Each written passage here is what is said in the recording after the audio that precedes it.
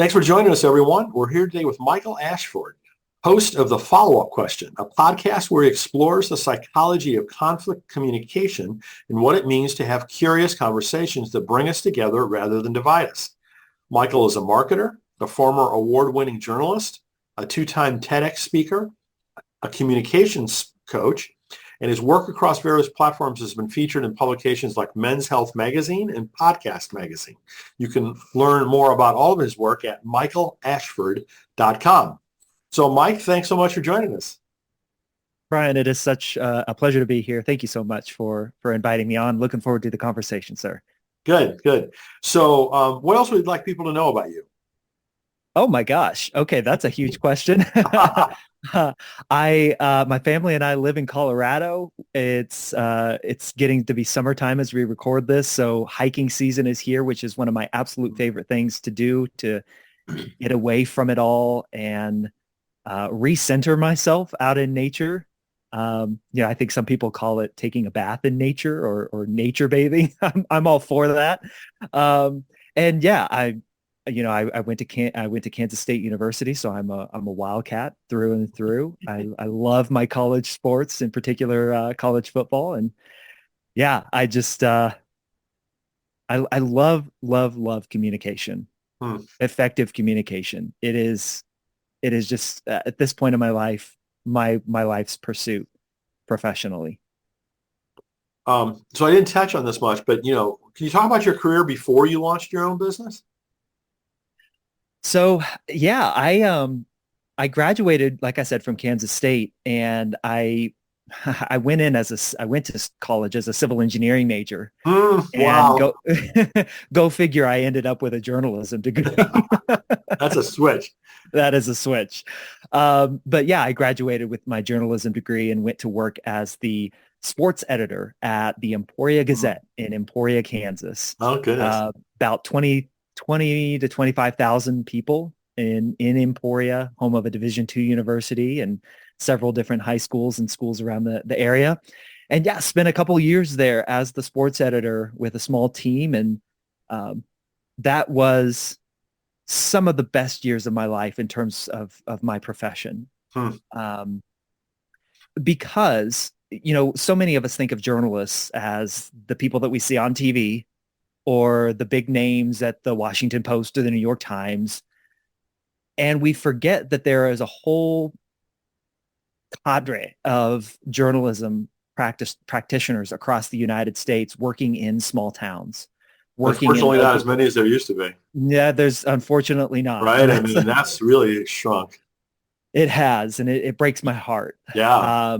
The advertising model that journalism was built on is falling apart with the internet.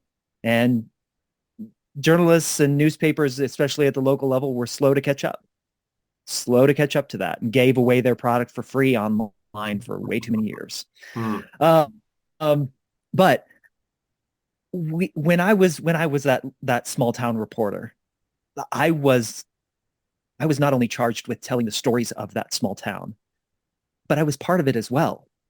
I lived in that community. My friends were there. I would write a story, and then the next day I'd see the person that I interviewed for that story at the barbecue joint or at the coffee shop, you know? And we forget about that, Hmm. that these are people who have dedicated their life to truth seeking, to telling stories and doing it in such a way that they're affecting the communities that they live Yeah. in. Yeah.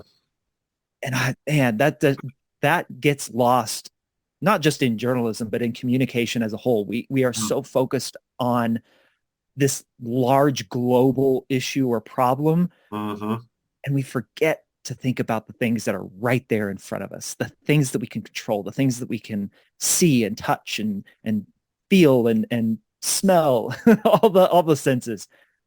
We forget about that sometimes. So to go back to your question, I spent several years as a journalist before I got into, I moved away from journalism once I met my wife.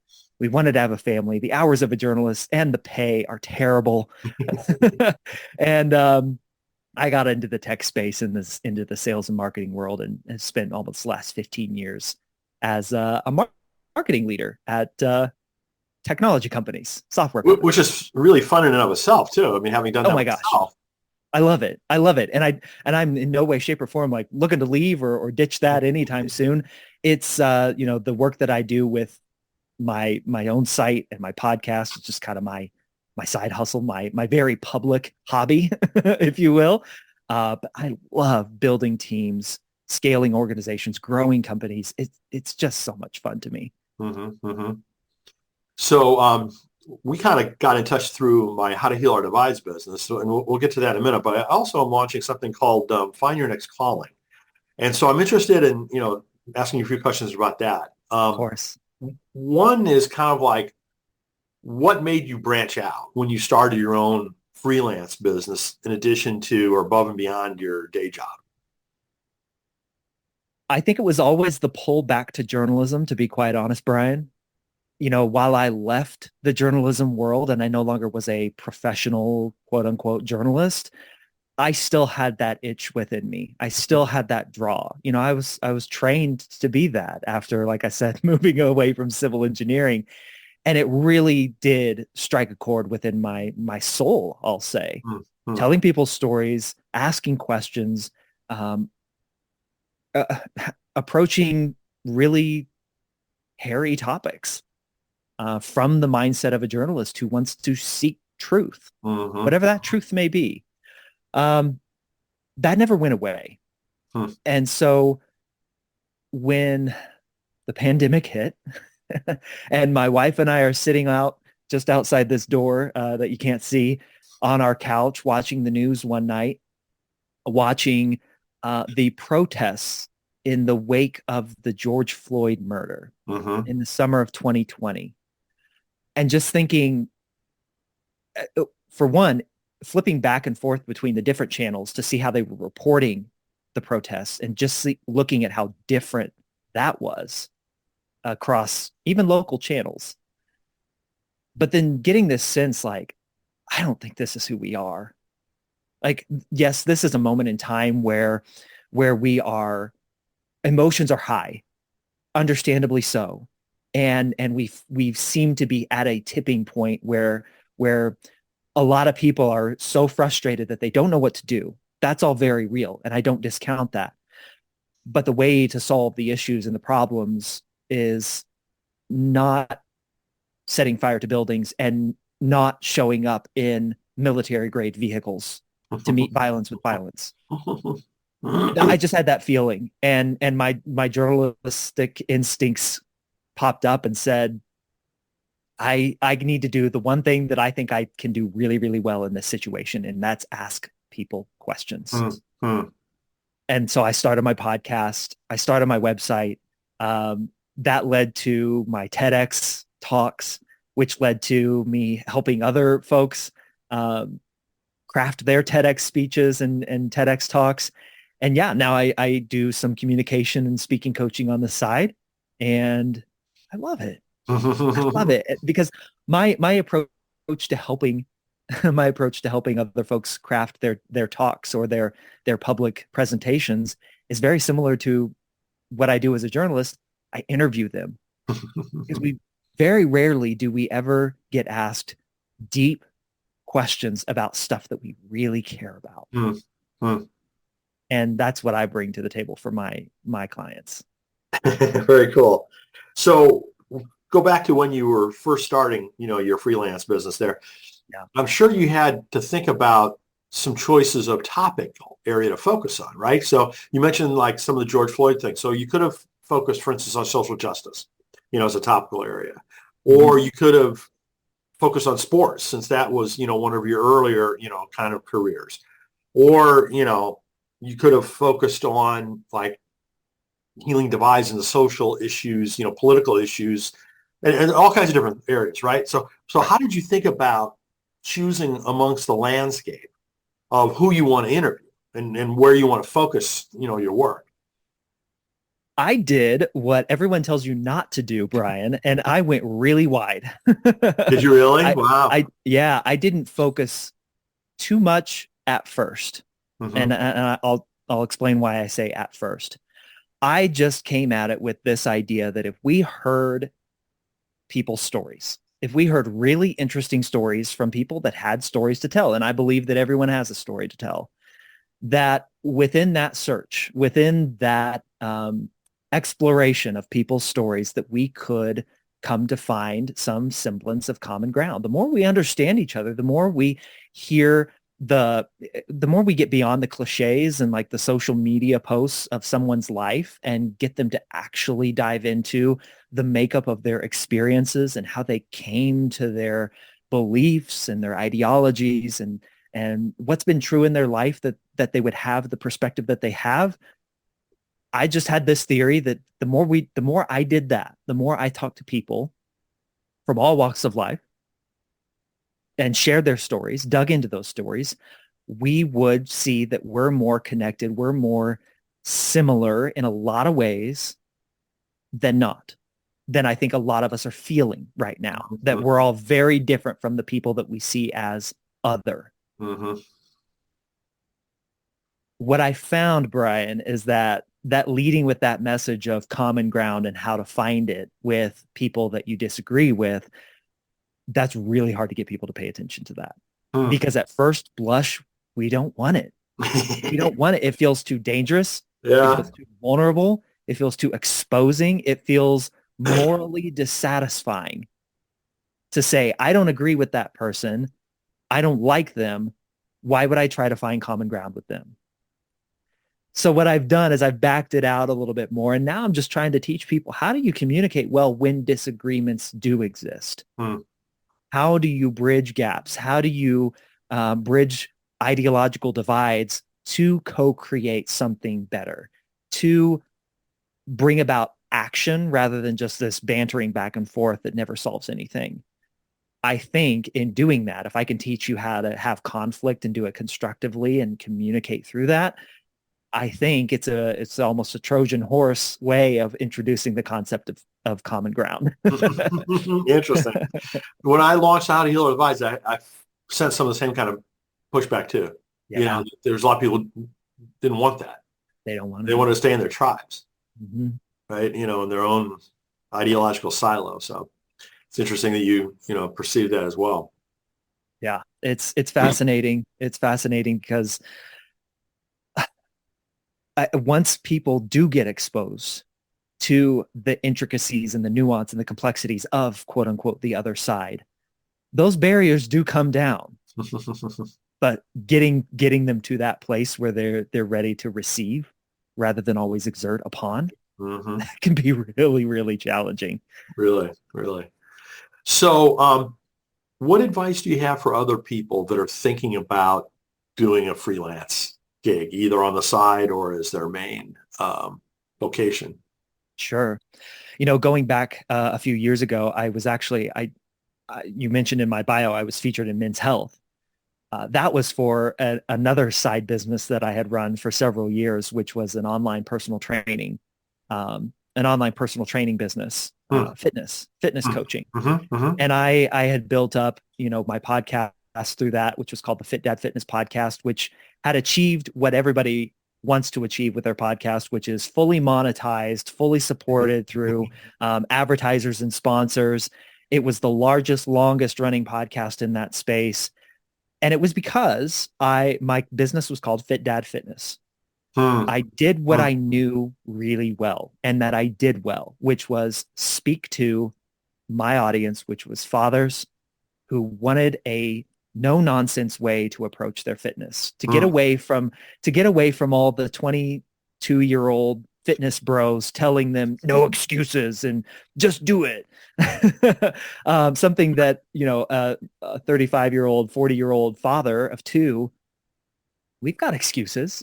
Of course we've got excuses. We've got commitments and things that we have to do that can pull us away from the gym. So we know we can't spend 2 hours a day, every day at the gym. That's just not feasible. So how do we have a no nonsense approach to our fitness? And so I mentioned with the follow-up question, I did what probably is not the advice, which was go wide, narrow in on an audience, speak to a specific problem that audience has, and do what you do really well. I started the follow-up question with that journalistic intent because after a lot of trial and error, Brian, I interview people really well. And that is not an ego thing. That is just something that I have put a lot of work into making Mhm. sure that I used to be terrible. I used to be horrible. When I made that switch from civil engineering to journalism, I was a terrible interviewer, but I worked really, really hard at it. Mm, And it's one of the things, it's what I know how to do best at this point.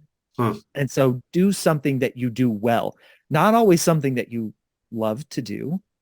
That could, there can be some mix up in there. You know, the follow your passion um, advice that's out there can sometimes get you into trouble if you're not careful. mhm. But yeah, find an audience, speak to their problem, and do what you do. Approach that problem with what you do really well, if that makes sense. Sure, sure.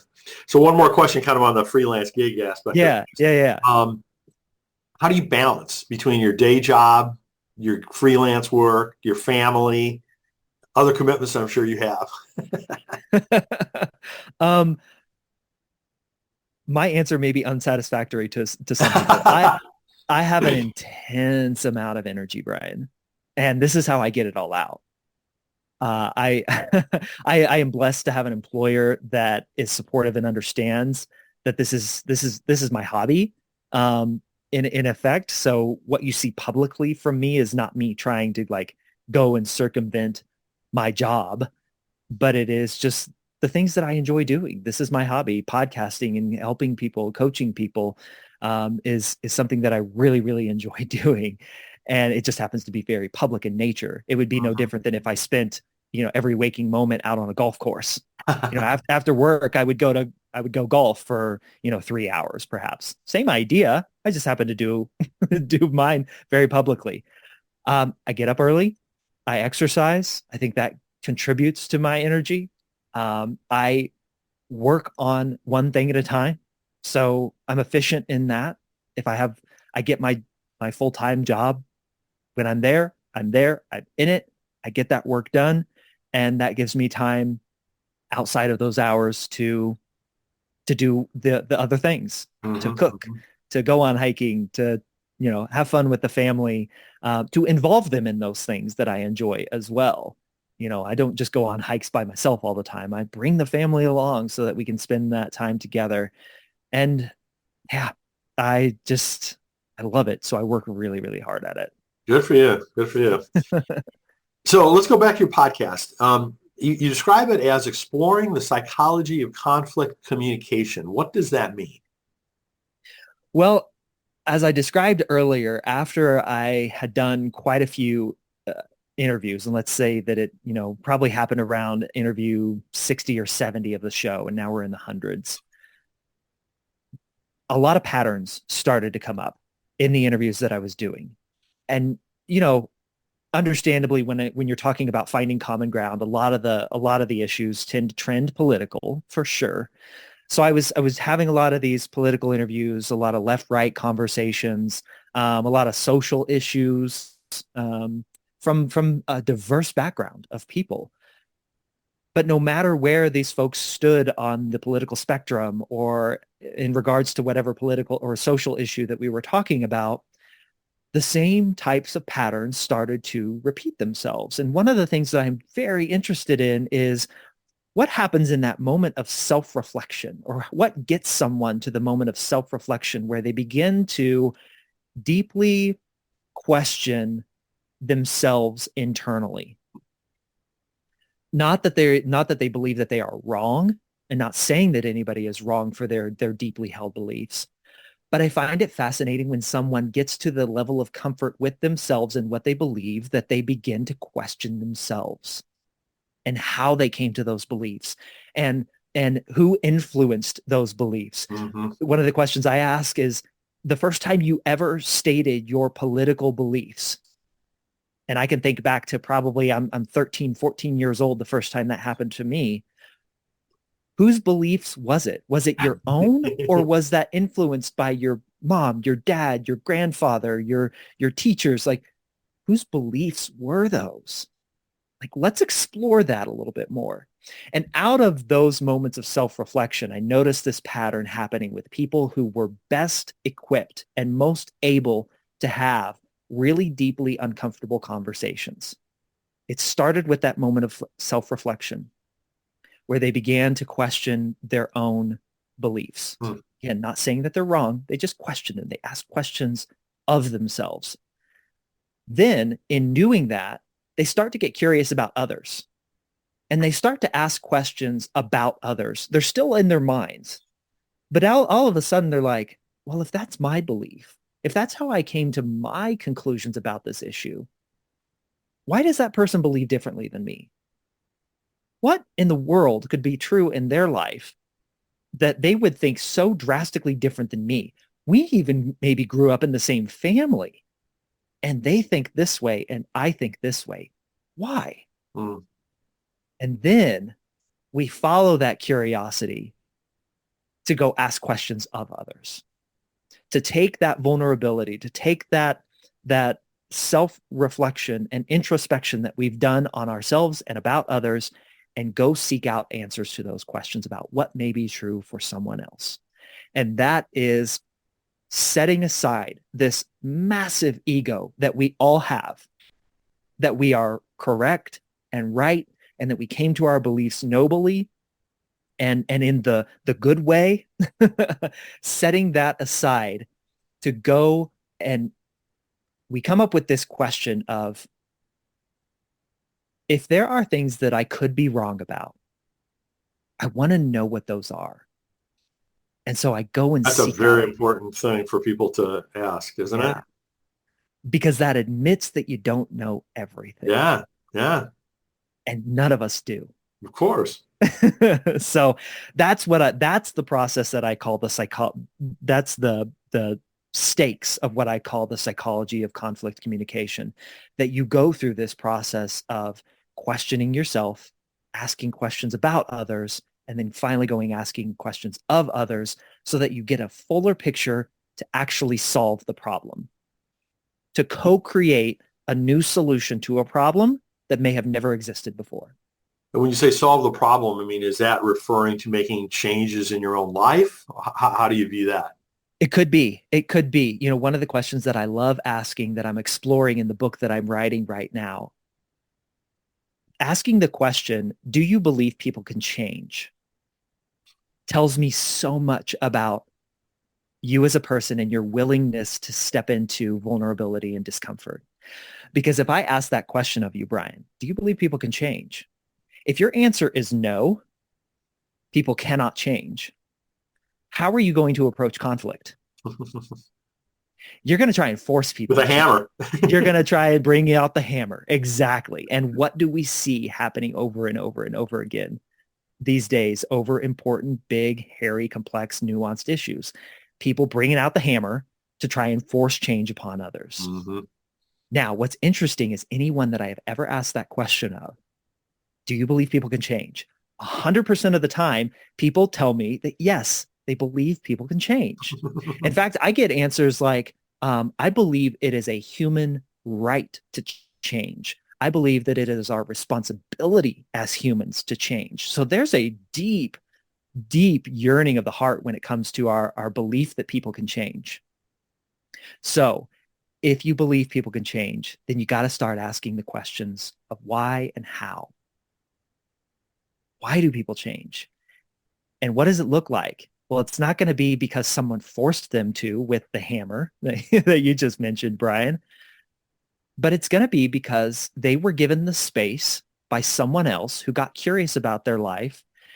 They were given the space to deeply examine the issue at hand and do it in a way that they were vulnerable yet not attacked, that they were able to explore some really deep, nuanced recesses of their mind and soul, perhaps even, to uncover what it is that they truly believe. And when you're given that space, then you eventually come to moments of change on your own, not because anybody forced you to, Right. Right. because someone created the space for you to. And that's a very different place to come at approaching change. So I love this book that was written a couple decades ago now. Carol Dwork, I think it's called Mindset. Mindset. And, it basically is kind of the academics behind a growth versus a fixed mindset. Mhm. And, kind of the impact that has on people's lives, the attitudes that it drives them to take, and a lot of the different kinds of things that you were talking about.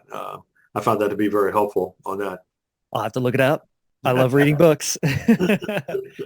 So, since you've done so much interviewing, what would you say would be like one of the worst questions that you ever asked someone? One of the worst questions that I ever asked. So I mentioned earlier that when I first got into journalism, I was not a good interviewer.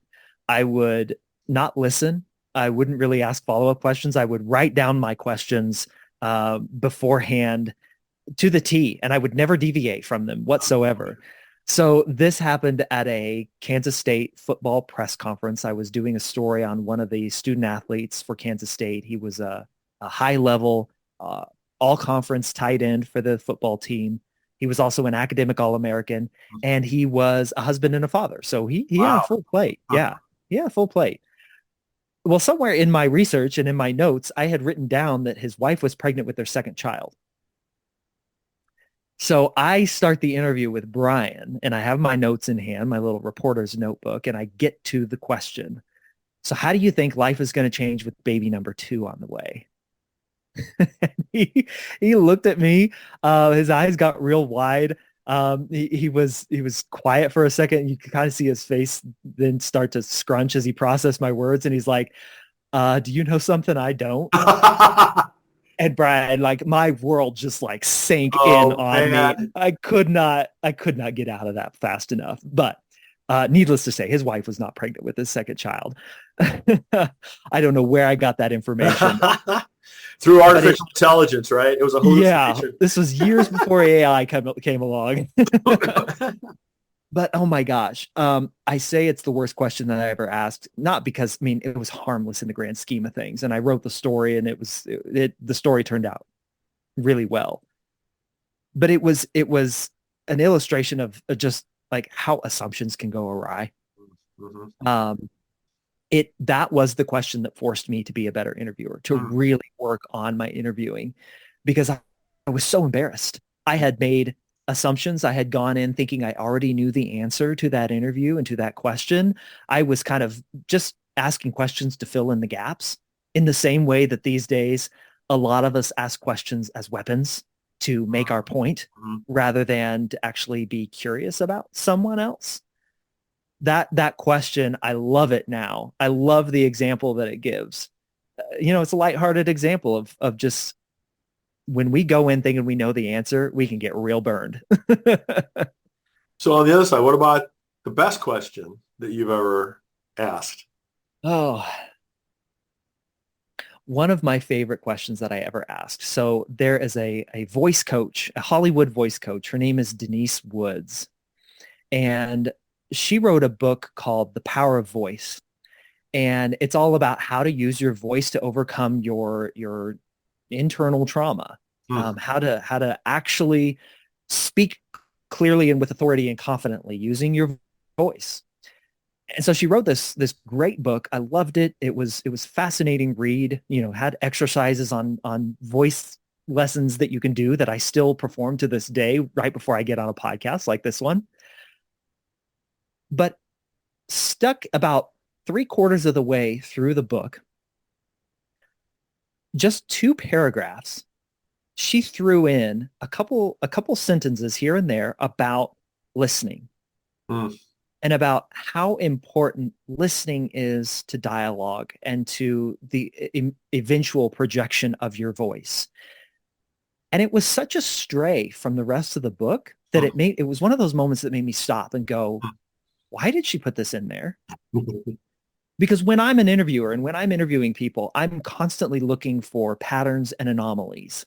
And this was a huge anomaly to me in this book that was all about using your voice. Now all of a sudden she's talking about listening. So I asked her that question. I said, Denise, in a book about using your voice and coming to find your confidence through your voice, why did you throw in seemingly at random, a few paragraphs about the power of listening. And she started to cry. And she said, thank you for seeing that. Thank you for noticing that. Mm. And here's why. And she started explaining why she put that in there and why it was so deeply important for her to throw that in there. But a question like that, and that's just one example. I've had many of those over the course of my interviewing career, where you begin to truly see someone for who they are. Mm. And that question, her response, thank you for seeing that. Like, Brian, that underscores the importance of asking a question, like one Yes. that you truly want to know the answer to. Mhm. It's those examples that I turn back That's to. I love that one. I love that one. Yeah. So, the whole media world and journalism is, what do I say? Not necessarily universally viewed positively. Right. Is that a polite way to say it? Uh, about as polite as you could get it. Yes. What advice do you have for that industry to help things? Brian, I've voiced some of this before, and some of my journalism friends don't like it, but I really believe that we're just in a different time. No one, even when I was in college, could have foreseen the changes that have happened in our social structures that the internet and social media have brought to things. When when phrases like alternative facts have actually crossed someone's lips, Yeah. um, when your truth becomes capital T truth, like the truth, and we each can have our own version of it, changes have to be made. So things that I think about in terms of how journalism needs to change. I would love to see political endorsements from newspapers stop. Hmm. I know that has been a healthy part of our democracy for many, many years. Um, I don't know that it serves the purpose that it used to anymore. It is seen as a very biased thing, and quite honestly, it is. For an entire news organization to politically endorse a candidate that it is supposed to be reporting on, the good and the bad, there's some issues with that. Conflict of interest. Absolutely. Simple. In the same way, I would have publishers and reporters no longer allowed to publish op-eds, opinion pieces. I think if you're a reporter, go report. I think if you're an opinion writer, that's what you're paid to do. You write. And I don't believe that the publisher of a newspaper should write opinion pieces either. Hmm. That's a common practice, especially in the smaller newspapers. And by smaller, I mean, my hometown newspaper, the Kansas City Star, um, where I live now in the Denver, Colorado area, the Denver Post. Just think they should get away from op-eds. Again, conflict of interest. I would also like to see reporters be more transparent in how they came to their information. We've seen a lot over the last, probably, I'll say 8 years, a lot of usage of anonymous sources to, again, ask to drive home stories that I think they already kind of knew what they wanted to write. And so they just needed to find a source, any source, even if it was anonymous, to corroborate that story that they wanted to write, and they being the reporter. I was taught in journalism school, the use of an anonymous source is the absolute last thing that you should do. It again, it erodes public trust when you throw out an anonymous source. So I would have reporters actually post full recordings of all of their interviews, so people can hear the entire interview, so that they can see if whether or not a quote was taken out of context or not.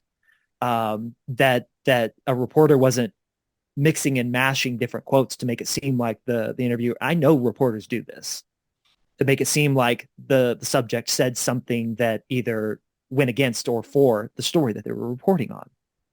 Just more transparency about how you came to your information as a reporter. And then, the last kind of thing that the last sticking point that I often touch on is I would stop calling TV newscasters, news the news programs, I would stop calling them journalists. They're entertainers. They're not journalists. And I'm not talking about, I know the like Channel 9 News, the NBC affiliate here in Colorado. I know the hosts of those, the 5 o'clock news, the 6 o'clock news. They do some reporting on their own. There's a lot of opinion thrown into it. But more than anything, they're there to read the news, not actually report the news. Mm-hmm. They're entertainers, they're hosts. And so we need to have more of a dividing line about the journalists doing the actual work in the trenches and the folks delivering that news to us. There's a blend or a mix or a graying of the lines there that I think we need to be a little bit better about drawing more of a hard line there. So those are just some of the ideas that I have. So those are all great ideas, but they're all driven, in my mind, by the goal of trying to do the right thing. Yeah. And media is not the only industry in the world that's driven by money, not by trying to do the right thing. Mm-hmm. Yeah. Plain and simple. Plain and simple. So ratings, right, is what drives money. Right. So how do you change behavior like that? That's so driven, whether it's by donors, for politicians, or by ratings for, media. You got something fundamentally underlying, all of that, whether it's, change in people's attitudes so the ratings go down for the outlets that are blatant, or we change laws so politicians can't get huge donations by corporations that are supposedly, people. Yep. The most ridiculous rulings I've ever heard in my life. But in any event, what suggestions do you have about solving some of these underlying macro problems that prevent doing the right thing? Honestly, Brian, I don't know.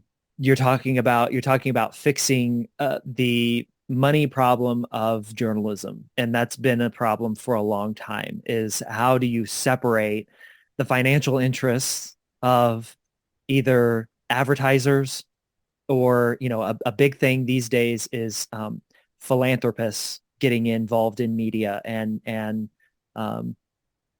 being the financial backers for a media outlet or media organization.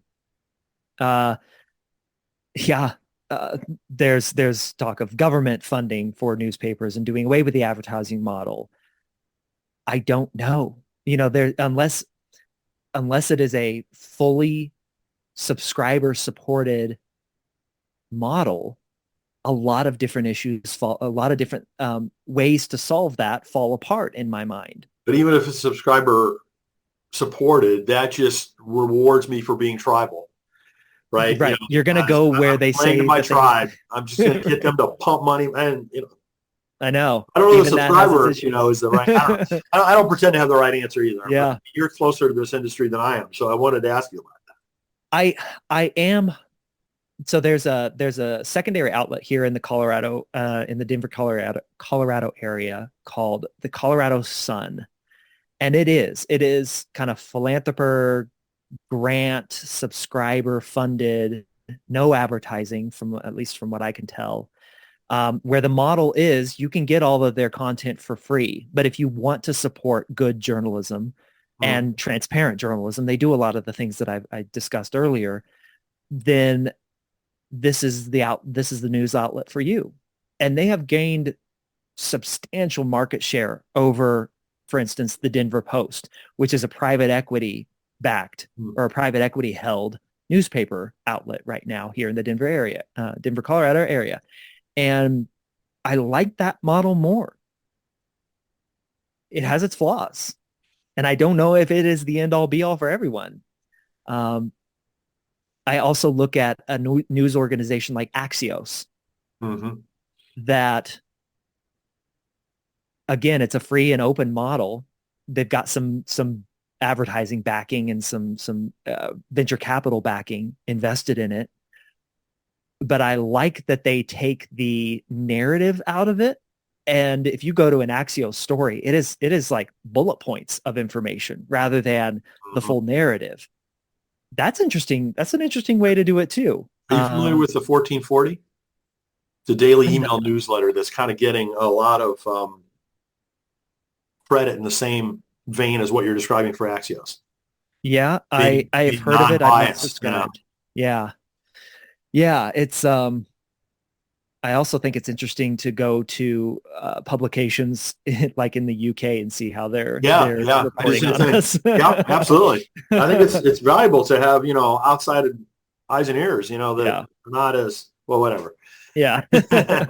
So All right. long answer. I mean, I've got a lot of ideas and thoughts, but your Well, guess these is are as good as mine. huge, huge thorny issues, right? It That is. have a monumental effect on our society and, And seem to be so important. intractable, So right? important. But, I mean, we got to deal with it. Yes, we do. Even if it's just gradually eating away at the margins. But we've Yep. gone too far, the polarization and all the problems that, we've created by a variety of different forms of greed, honestly.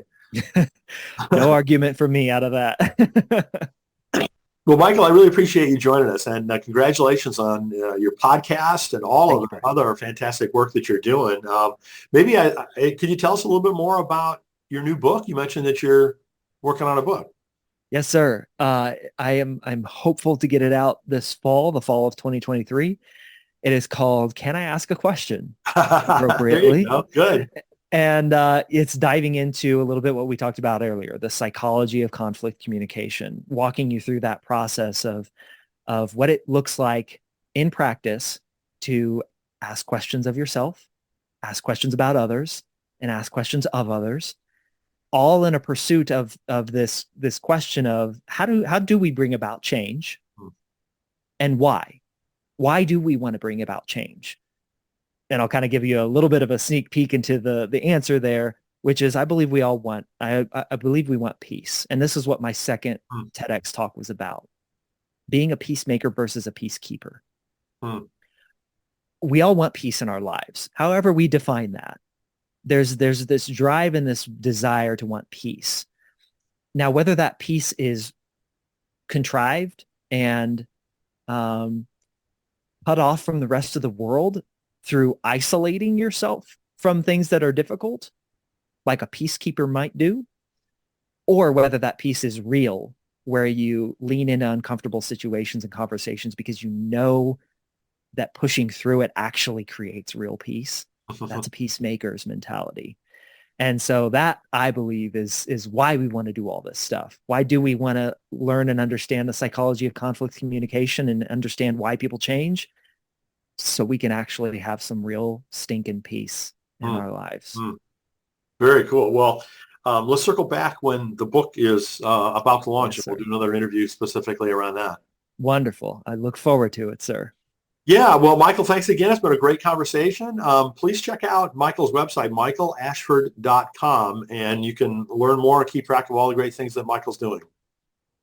Thanks so much. Thank you, Brian.